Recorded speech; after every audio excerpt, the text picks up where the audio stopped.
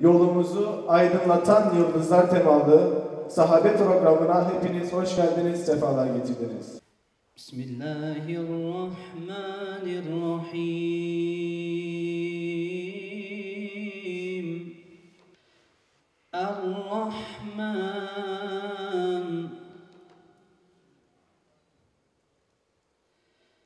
Allamel Kur'an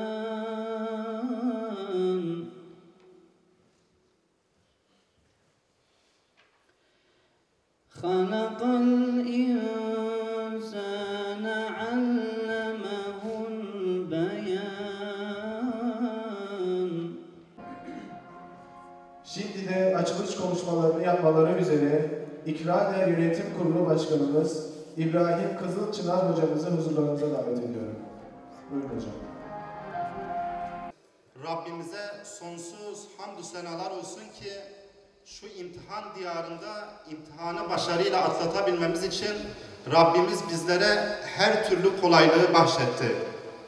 Bizleri şu imtihan diyarında sınava tabi tuttuğu soruların cevaplarının yazılı olduğu bir kitap ile sınava gönderdi. Sınav esnasında kitabı açmayı bizlere serbest kıldı. Takıldığımız her türlü soruya bakabilme nimeti bizlere bahşeyledi. Hatta baktığımız her cevap için teşbihte hata olmasın, çektiğimiz her bir kopya için Rabbimiz ayrıyeten bizi mükafatlandırdı. Rabbimizin rahmeti bununla mı sınırlı? Elbette ki değil. Bir de Kur'an-ı Kerim'le beraber Kur'an-ı Kerim'deki soruların hayata nasıl tatbik edileceğini yaşayan bir Kur'an-ı Kerim olarak ete kemiğe bürünmüş haliyle Resulullah Aleyhisselatü Vesselam'ı da gönderdi. Her bir sorunun hayata nasıl tatbik edileceğini ayrıyeten Peygamber Aleyhisselatü Vesselam ile de bizlere öğretti. Rabbimizin rahmeti bununla mı sınırlı? Elbette ki bununla da sınırlı değil. Her bir soruyu hayatında şahsileştiren bir sahabe efendimizi de bizler için gökteki yıldız misali yolumuzu aydınlatan rehber, kandil eyledi. Hamdolsun Rabbimize bize vermiş olduğu bu nimetten dolayı. Bizler bugün bu imtihanda sadakat noktasında tereddüte düştüğümüz zaman bunu hayatında şahsileştiren Hazreti Ebubekir'den her türlü ayrıntıyı öğrenebiliyoruz. Adaleti Hazreti Ömer'den, hayayı Hazreti Osman'dan, ilmi Hazreti Ali'den ve nice güzel hasletleri Talha bin Ubeydullah'tan öğreniyoruz. Talha bin Ubeydullah şehidül hay olarak bizlere yeryüzünde yaşayan bir şehit nasıl olunur ete kemiğe bürünmüş bir haliyle bize gösteriyor. Talha bin Ubeydullah Talhatul Cud, Talhatul Cevvat unvanlarıyla gayret nasıl sarf edilmeli onu ayrı bir yönüyle bizlere arz ediyor. Talha bin Ubeydullah'ın hayatının her sayfası, her karesi şu imtihan diyarında bizlere yol gösteren bir kandil gibi önümüzü aydınlatmakta. Bu vesileyle bugün yolumuzu aydınlatan yıldızlar teması ile Talha bin Ubeydullah'ı işleme ihtiyacı hissettik. İnşallah isabet etmişizdir. Kıymetli misafirlerimiz, biliyorsunuz son 6 yıldır Peygamber Sevdalıları Vakfı olarak Kasım ayı sahabe ayı olarak idrak ediliyor. Her sene ayrı bir sahabe, ayrı bir yönüyle yolumuzu aydınlatacak minvalde konferanslarla, farklı etkinliklerle işleniyor. Bu sene de bayanlar için Hazreti Ayşe, erkekler için Talha bin Ubeydullah olarak seçilmiştir. Biz de bugün Peygamber Sevdalıları Derneği ve İkrader olarak böyle bir program organize etme ihtiyacı hissettik. İnşallah isabet etmişizdir. Bakırlar, deyim onları, ezaya kayıtsız bakar, dostların dostu sayılan Ubeydullah. Yanar yüreğim, gene efendim.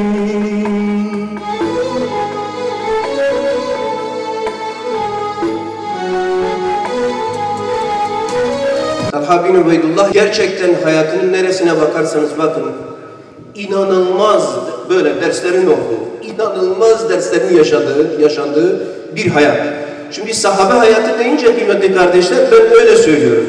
Yani sanki siz oturmuşsunuz bir böyle aksiyon filmi izliyormuşsunuz gibi. Durmamışlar çünkü. Allah ömür vermiş. İmanla tanışmışlar, kalkmışlar, vefat etmişler, oturmuşlar. Bu kadar yani.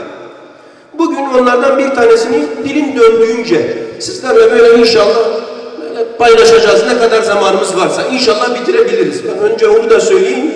Normalde biz bu Talha bin Ubeydullah'ı böyle getiriyoruz bir yarım saatte 45 dakikaya. Haydi olmadı bilemedim bir saate sıkıştırıyoruz ama gerçekten onların hayatına baktığınız zaman öyle bir saate sıkıştırılacak bir hayatı yok.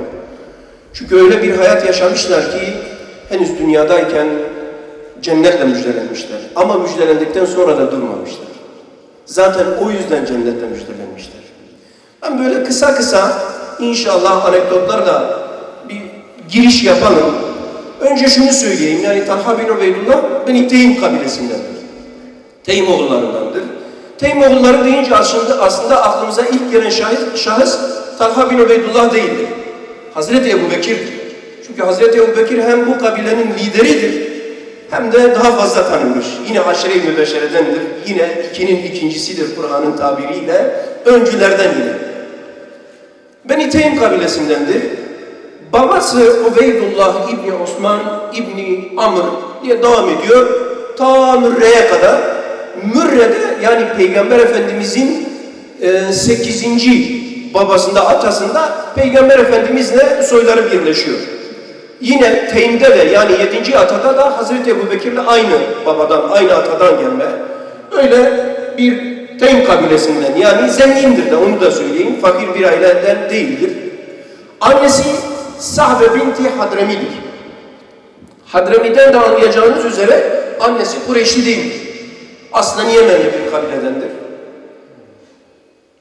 İki aile de zengindir. Yani anne tarafından da baba tarafından da zengindir. 590 yılında, miladi 590 yılında dünyaya gelmiş. Bu ne demektir? Peygamber Efendimiz sallallahu aleyhi ve sellem'den 19 yaş küçüktür. Bunu da unutmayalım. Peygamber Efendimiz sallallahu aleyhi ve sellem'den 19 yaş küçüktür. Yani gençtir. Bunu da unutmayalım. Peygamber Efendimiz'e peygamberlik geldiği dönemlerde okuma yazma bilen insan sayısı Mekke'de 15.000 nüfuslu bir yerden bahsediyoruz. Toplasanız 15-20 kişidir. O 15-20 kişiden bir tanesi de Talha bin Ubeydullah'tır. Buranın niye altını çiziyorum? Kendinizi yetiştirin gençler. Kimsenin bilmediği zamanlarda, kimsenin öğrenmediği zamanlarda siz zaman ayıracaksınız. Oturacaksınız, ilim öğreneceksiniz. Kimsenin dil bilmediği zamanlarda siz dil bileceksiniz. Okuma yazma da bilmez, siz öğreneceksiniz. Herkes bir dilini biliyor, siz iki bileceksiniz. İçinizde yaşadığınız döneme göre donanımlı olacaksınız. 15 yaşına geldiğinde, dikkat buyurunuz, 15 yaşında babası artık onu ticari kervanların başında göndermeye başlamış. Biz çocuklarımız 15 yaşına geldiği zaman hala diyoruz ki oğlum 15 yaşına geldin, ayakkabının bağını bağla. Oğlum sağa da yemek yiyor, hala sonra da yemek yiyorsun. Oğlum üstünü kirleteceksin. 15 yaşında ailenin sorumluluğunu sırtına alacak bir donanıma sahiptir. 15 yaşında ailesini geçindiriyor. İlklerden. Sonlardan olmayın. Son taraflara oturmayın. Sonlarda kalmayın. Arkalarda olmayın. Öncü olun, öncü. İlklerden olun. Kapıları açacak olan siz olun. Gençlere söylüyorum. Siz olun. Kapıları açacak olan siz olacaksınız. Herkes geldi efendime söyleyeyim sahabeleri anlattı. Sonra sen kalktın sen de anlattın. Bir anlam ifade etmez. Herkes yardım yaptı. Artık Müslümanlar düze çıktı. Ondan sonra sen dedin ki ben de yapıyorum. Bir anlamı kalmadı. Öncü ol, öncü. Talha bin Ubeydullah'ın henüz 20 yaşındayken söylediği şey budur. Ey gençler, öncülerden olun. Böyle arka taraflarda falan hani safların arasına ben de karışayım. Onu yapmayın. Öncülerden olun, ilklerden olun, ilk saflarda olun. Yürüyenlerden olun. Koşturun ama ilk sıralarda olun. Arkalarda olmayın. Peki gençler, Allah rızası için. Bugün o kadar imkan varken, bütün kapılar açılmışken, anneleriniz sizin ellerinizden tutup camiye götürürken, cami gibi yerleriniz varken, dernekleriniz varken, Allah size böyle bir imkan vermişken, imanın tabiri caizse o gün onlar bedellerini ödemiş, bugün kaymağını sizden yiyorken, eğer siz yerinizde otursanız, ondan sonra da şöyle bir talepte bulunsanız, ben de Talha bin Ubeydullah'ın gittiği cennete gitmek istiyorum deseniz, bu halle olur mu? Olur mu sizce? Ben oturacağım, ben bir şey yapmayacağım, ben bir elim yağda bir elim balda yaşayacağım, ben İslami hiçbir ortamda olmayacağım, ben bu din için çalışmayacağım, bu din için hiçbir bedel ödemeyeceğim ve Talha bin Ubeydullah'ın gittiği cennete talip olacağım. Allah'tan korkun. Ey gençlik! Bu din bugünlere kolay gelmedi. Bu din bugünlere kolay gelmedi, bedel ödedi. Biz bugün eğer bugün alıp da işte bu peygamber sevdaları, yolumuzu aydınlatan yıldızları size anlatıyorsa sadece bilginiz artsın diye değil. Çünkü İslam bugünlere kolay gelmedi. Bugün eğer sizler burada oturmuş şu salonda bizler İslami bir şey yapıyor, Talha bin Ubeydullah'ı anlatıyorsa ta bundan 1400 yıl önce aha yine Talha bin Ubeydullah radıyallahu anh'ın gösterdiği aha bu dirayet, aha bu yiğitlik sayesinde. Resulullah Aleyhisselatü Vesselam Medine'ye geldiği zaman ilk yaptığı şeyler neydi? Hemen mescid yaptı. Arkadaş mescid odaklı bir hayatımız olsun. Yok hocam biz Ankara'da yaşıyoruz, büyük şehirdir, bilmem nedir, şudur budur. Camiye gidin kardeş.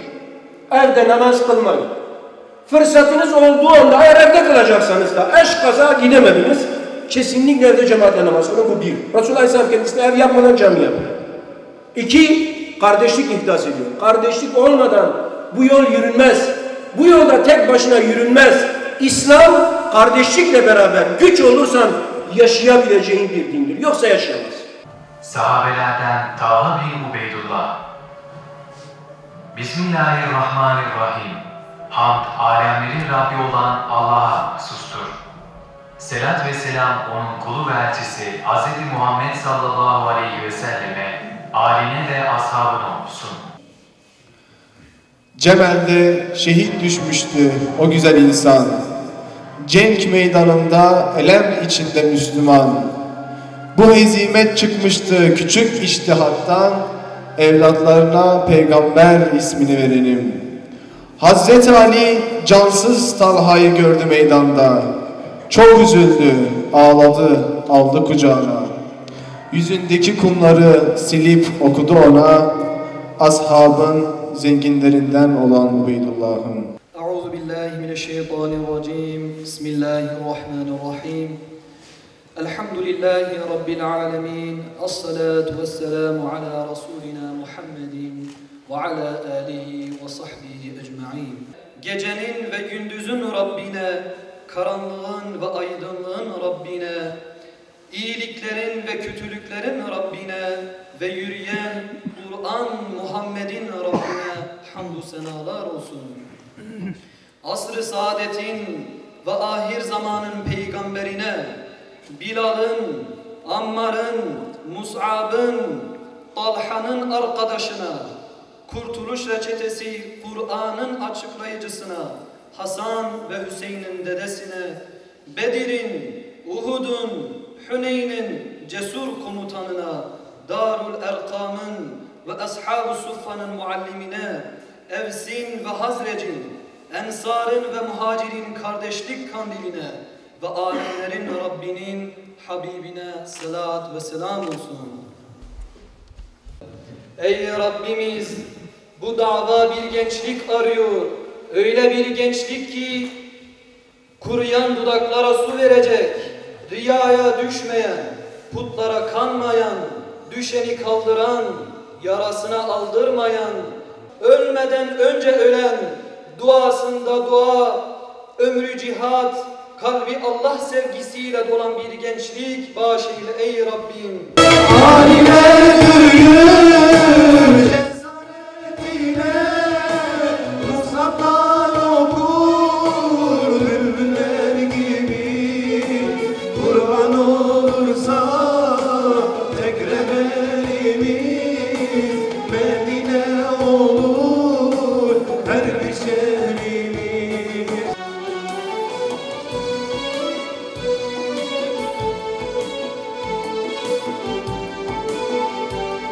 Ashab-ı kiram çok cefa çekti, cennetin talebi talebeleri açlık yorgunluk işkence derken işittik Sümeyye ana şehittir.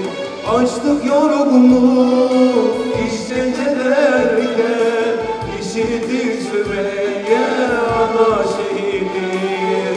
Hevvare hevar, hevvare hevar, ashabın çilesi